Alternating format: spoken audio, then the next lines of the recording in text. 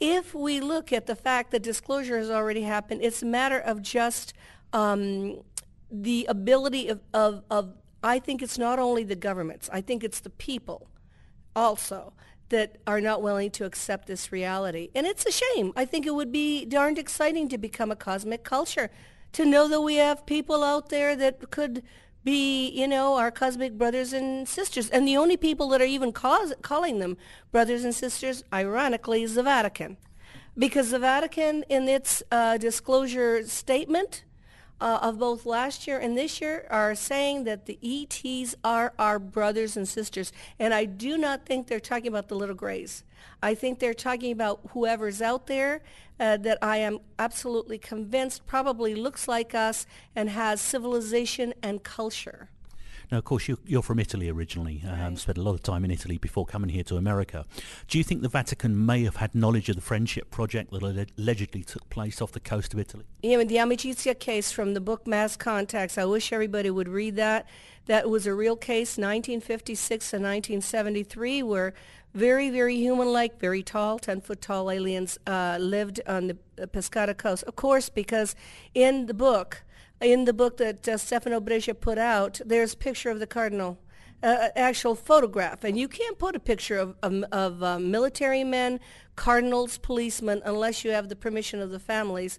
And there's a picture of a cardinal of the Vatican. Now, we must remember also that in the meeting with Eisenhower, there's also rumored to be Cardinal McIntyre from New York present at that meeting, because I think whatever you have, a political structure, besides the President of the United States, you've got to look at the other political and institutional structures on this planet. And I think the aliens are very intelligent.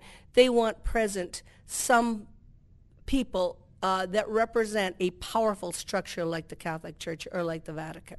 Well, that was suggested in one of the talks this week. I'm not sure who it was. It might have been Gary Hesseltine, but one of the speakers did actually say exactly the same thing, that they feel that ETs have played a part in bringing the Vatican into this whole business. Another thing you mentioned just now, though, just going slightly to a different subject, was the UFO files in England.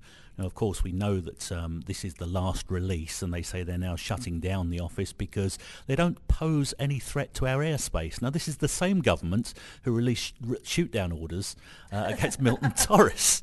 Now, what do you make of a statement like that, Paola? Well, do you honestly think they pose any kind of problem? Wouldn't they have shot at us a long time ago? Wouldn't we have been eliminated?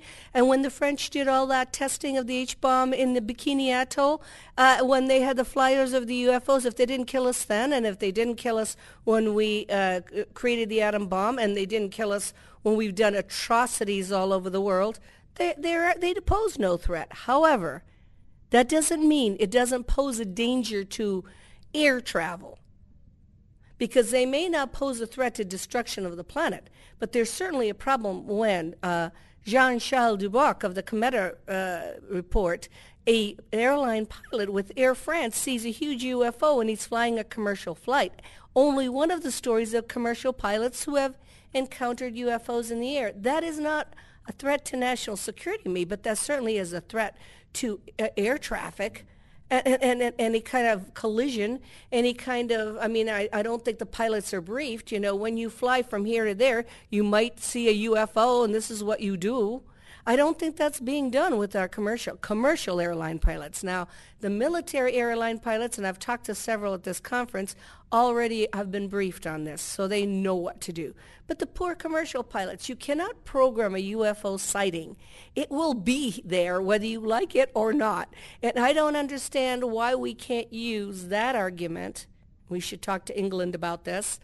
If they get one of their British airline pilots having a problem like this, why that argument can't be the fulcrum for opening this up to the public scrutiny and also for briefing of pilots on this situation.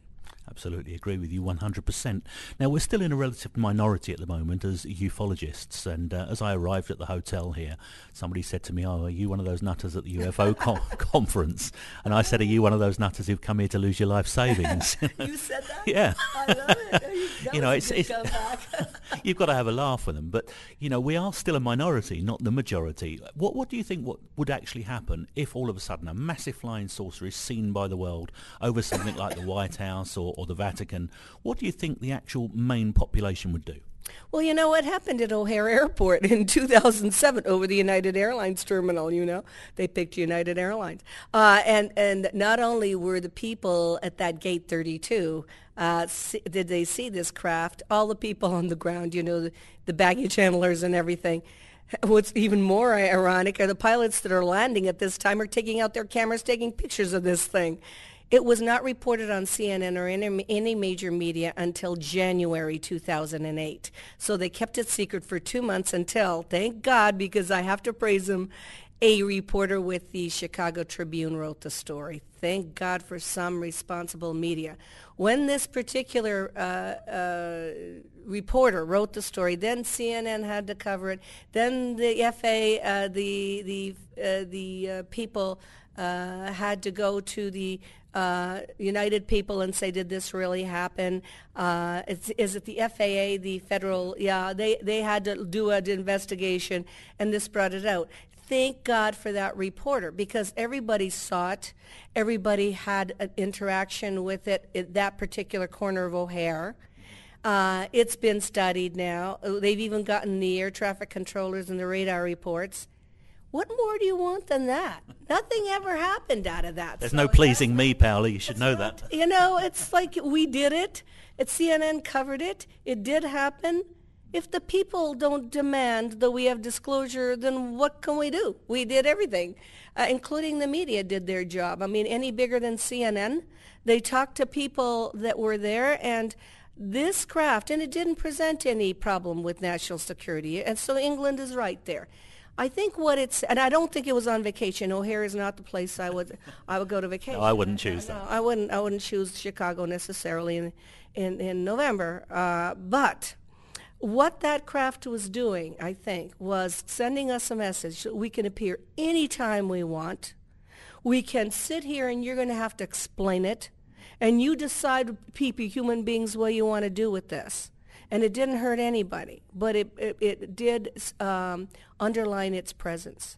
Absolutely. Paola, it's always a delight to talk to you. Just give us that website address that people can find out more about your work. Okay, first of all, you use the word ufologist. And I went from ufology into exopolitics, and I do have to use that word because exopolitics for me is the study of the sociological and political implications of this.